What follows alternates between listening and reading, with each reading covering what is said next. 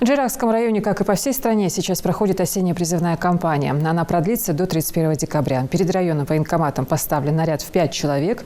При призывном ресурсе 230. За месяц они отправили на военную службу 2 новобранцев. В районном военном комиссариате отмечают спад желающих пройти срочную службу.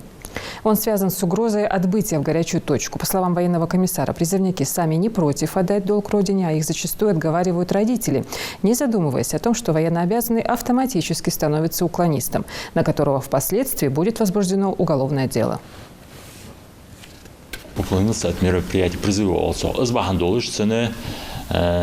Уголовное дело детарло, статья Уголовного кодекса предусматривает даже вплоть до лишения свободы. Есть разные типы царь может применить таким очком, но в любом случае здесь еще уже здесь еще уже предусмотрена статья. Сюда что есть какие-то алос он шей тяжелый худел жил бог боле мачадиан тя бал отдеш меттегеш дел тохцедеш сандесан из Мухаммад целилиш бадер уклонистича нахуй целиш бахетер